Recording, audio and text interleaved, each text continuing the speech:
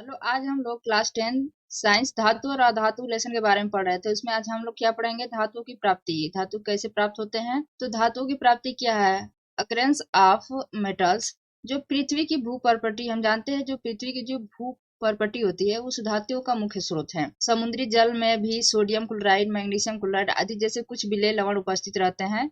पृथ्वी की भू प्रॉपर्टी से प्राकृतिक रूप से पाए जाने वाले तत्वों या यौगिकों को क्या बोलते हैं? हम खनिज कहते हैं। कुछ स्थानों पर खनिजों में कोई विशेष धातु काफी मात्रा में होती है जिसे निकालना लाभकारी होता है। इस खनिजों को क्या बोलते हैं? हम अयस्क बोलते हैं। सभी अयस्क खनिज होते हैं, परंतु सभी जो खनिज होते हैं वो क्या होते हैं? अयस्क नहीं हो सकते। खनिज के साथ साथ कुछ अशुद्धियां होती हैं, जैसे कि आप कभी भी निकालेंगे वो सामान भू प्रॉपर्टी से खदान से खोद कर, तो उनके उनके साथ साथ जो कुछ अशुद्धियां निकलेंगी, जैसे माटी, कंकड़, चाहे कुछ और पदार्थ भी हो सकते हैं उसमें, तो वो क्या होती है? वो अशुद्धियां होती है, उसे क्या बोलते हैं? अधात्री या गैंग या मैट्रिक्स कहते हैं। धातुओं का निष्कर्षण। दिए गए यौगिकों में शुद्ध धातु का प्राप्त करना धातु का निष्कर्षण कहलाता है। जैसे कि जो भी यौगिक दिया जाता है हमें, चाहे दिए गए जो जो भी यौगिक हैं उसमें से हम क्या करते हैं? शुद्ध धातु को प्राप्त करते हैं। वही प्राप्त करना क्या कहलाता है? धातु का निष्कर्षण कहलाता है। कुछ धातुएं जैसे कि भू प्रॉपर्टी में स्वतंत्र अवस्था में पाई जाती हैं, जबकि कुछ धातुएं प्रकृति में यौगिक के रूप में पाई जाती हैं। सक्रियता श्रेणी में सबसे नीचे स्थित धातुओं में सबसे कम सक्रिय होती है। ये अधिकांशतः मुक्त अवस्था में पाई जाती हैं। जो सक्रियता श्रेणी में सबसे नीचे स्थित धातुएं जो होती हैं सबसे कम सक्रिय होती हैं, और ये अधिकांश क्या होती हैं? मुक्त अवस्था में पाई जाती हैं। इस प्रकार क्रियाशीलता के आधार पर हम धातुओं को निम्न 3 वर्गों में वर्गीकृत कर सकते हैं। पहला है निम्न अभिक्रियाशील धातुएं, दूसरा है मध्य अभिक्रियाशील धातुएं, तीसरा है उच्च अभिक्रियाशील धातुएं। धातु के निष्कर्षण बोले तो धातु कर्म भी बोलते हैं इसको। उसके द्वारा शुद्ध धातु प्राप्त करने में कई चरण उपयुक्त होते हैं।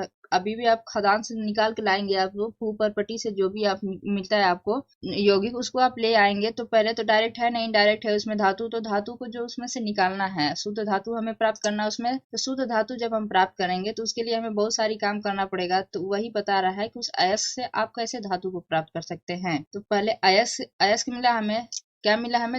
अयस्क मिला है। उसके बाद अयस्क का सांद्रण होगा, फिर अयस्क के सांद्रण में क्या है? उच्च अभिक्रियाशील धातु है एक, दूसरा है मध्य अभिक्रियाशील धातु में, तीसरा है निम्न अभिक्रियाशील धातु में। जो उच्च अभिक्रियाशील धातु है इनसे हमें करना क्या? शुद्ध धातु प्राप्त करना है ना, लास्ट में हमें शुद्ध धातु प्राप्त करना है। तो जो उच्च अभिक्रियाशील धातु है ये गलित धातु का विद्युत अपघटन करती है। उसके बाद क्या हो जाएगा? शुद्ध धातु मिल जाएंगे हमें। अब मध्य अभिक्रियाशील धातु में इसमें 2 प्रकार के होते हैं, कार्बोनेट अयस्क और सल्फाइड अयस्क, 2 होते हैं। इसके बाद कार्बोनेट अयस्क का क्या होता है? निस्तापन होता है, और सल्फाइड अयस्क का क्या होता है? भंजन होता है, भर्जन होता है। जो निस्तापन और भर्जन के बाद क्या प्राप्त होता है? धातु ऑक्साइड। के बाद क्या होता है? धातु में अपचयन होता है प्राप्त। उसके बाद धातु के अपचयन के बाद धातु का, उसके बाद क्या होता है? धातु का शोधन। इसका मतलब मध्य अभिक्रियाशील जो धातु है इनके प्रोसेस ज्यादा है। फिर उसके बाद निम्न अभिक्रियाशील धातु है, इनका जो सल्फाइड अयस्क होता है इसका हम भर्जन करेंगे, भर्जन के बाद फिर धातु, फिर परिष्करण। तो जो अयस्क से धातु निष्कर्षण के ये सब क्या है? प्रमुख चरण है। इतना चरण करने के बाद जो होता है आपको धातु, शुद्ध धातु प्राप्त होता है। अब देखते हैं अयस्कों का समृद्धिकरण। समृद्धिकरण बोले तो क्या था? सांद्रण था।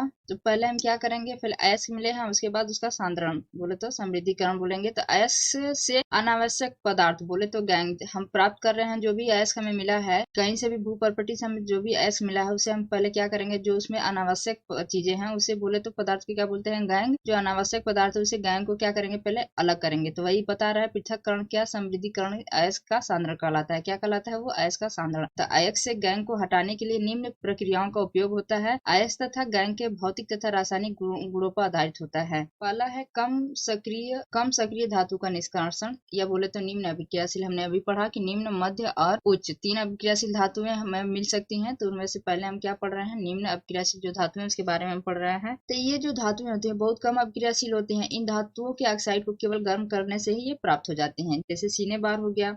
सीने बार जो है क्या है? इसका फार्मूला HgS। जब इसे वायु में गर्म करते हैं तो यह सबसे पहले मर्क्यूरिक ऑक्साइड बोले तो HgO में बदलता है, तथा बाद में क्या है? मरकरी धातु में परिवर्तित हो जाता है। वही देखा यहाँ सीने बार है, ये वायु के संपर्क में, मतलब ऑक्सीजन की उपस्थिति में इसे गर्म किया जा रहा है तो क्या मिल रहा है हमको? मर्क्यूरिक ऑक्साइड और सल्फर डाइऑक्साइड। फिर इसके बाद मर्क्यूरिक ऑक्साइड को क्या करता है? और गर्म करते हैं तो क्या मिल जा रहा है हमें? यह मरकरी प्राप्त हो जा रही है, यही बता रहा है। बी है कॉपर ग्लास से Cu2S, ये भी है, ये भी निम्न अभिक्रियाशील धातु में। जब इसे वायु में गर्म किया करते हैं तो अधिकांश रूप से ऑक्सीकृत हो जाता है तथा ऑक्सीकृत उत्पाद से कॉपर ग्लास में क्रिया करके कॉपर बना लेता है, धातु बना देता है। इसलिए उदाहरण के लिए ये कॉपर ग्लास है। फिर इसके बाद ऑक्सीजन की उपस्थिति में इसे क्या किया जाता है, गर्म किया जाता है तो कॉपर ऑक्साइड बना रहा है।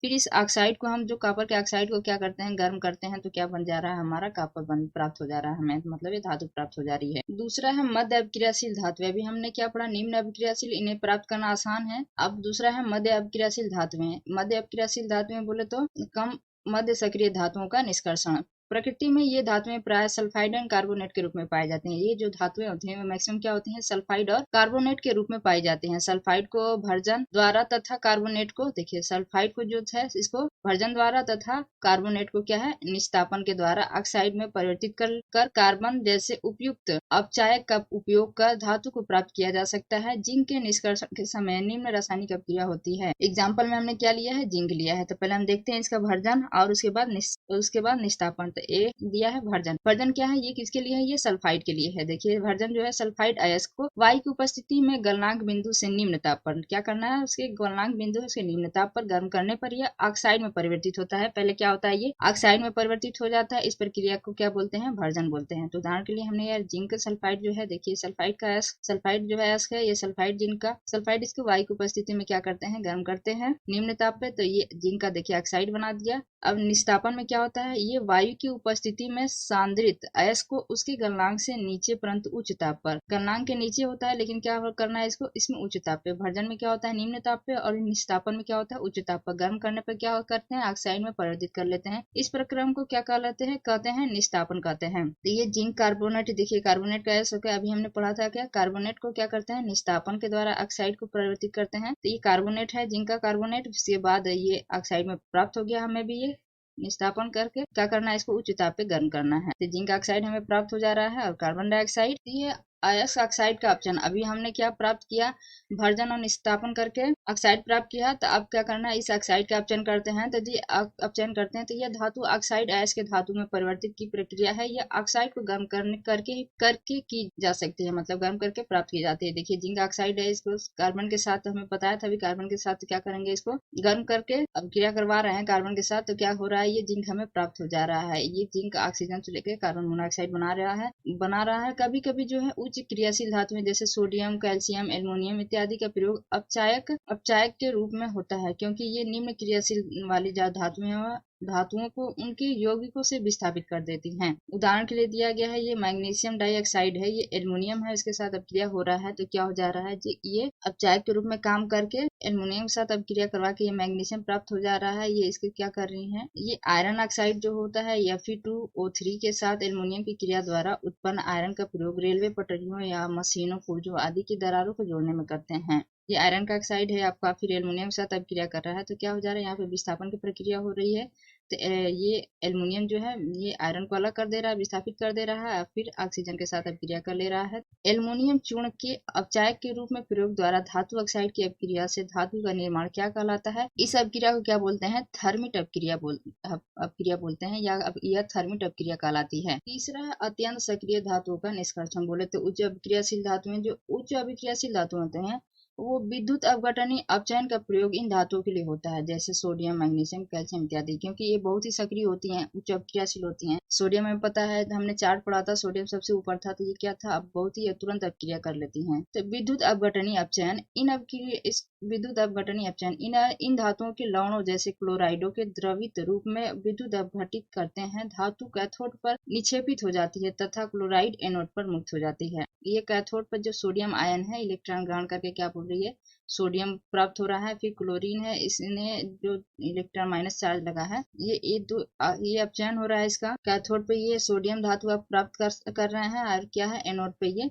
कैथोड पे क्या हो रहा है, इसका अपचयन हो रहा है। एनोड पे क्या हो रहा है, इसका ऑक्सीकरण हो रहा है। जो तो समान रूप से एल्युमिनियम गलित एल्युमिनियम ऑक्साइड, से एल्युमिनिया भी कहते हैं, क्या बोलते हैं, एल्युमिनिया भी कहते हैं, जो विद्युत अपघटनी अपचयन से प्राप्त होती है। किससे प्राप्त होती है, अपचयन से प्राप्त होती है। तो अब हम कैथोड पर क्या हो रहा है, ये एल्युमिनियम 3+ चार्ज है, तो ये इलेक्ट्रॉन ग्रहण करके क्या बना रही है, एल्युमिनियम बना रही है। बोले तो ये अपचयन हो रहा है।